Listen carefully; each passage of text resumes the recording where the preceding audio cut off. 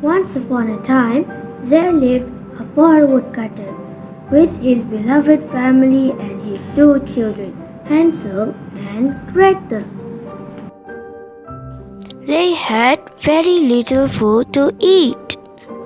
So, one night, their stepmother told the woodcutter, "We cannot take care of the children anymore.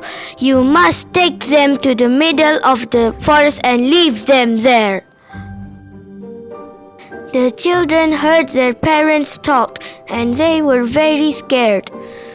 "We don't want to live in the forest," they said to each other. So the clever children came up with a plan to save themselves. That night, they quietly filled up their pockets with tiny pebbles.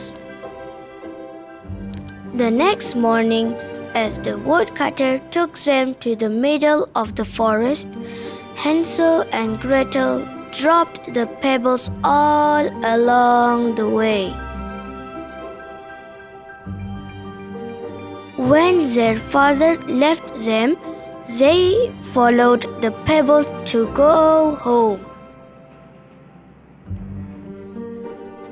The woodcutter and his wife were surprised to see the children. "We must take them again tomorrow," they said.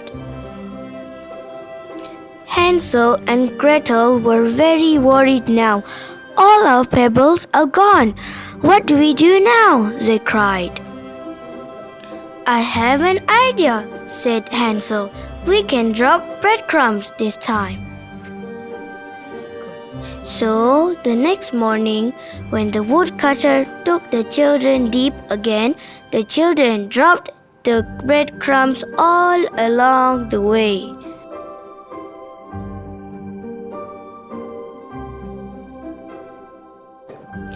But sadly, the animals and birds had eaten up all the crumbs.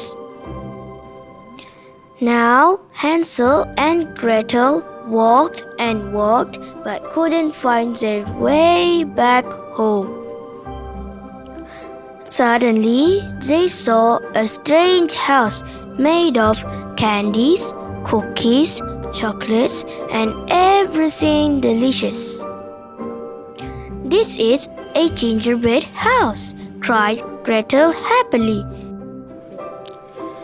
The children were so hungry that they started gobbling up the house at once. Now they realized the house belonged to an old witch who loved to eat little children. The witch caught them. "I shall fatten you up and eat you," she said with a wicked laugh.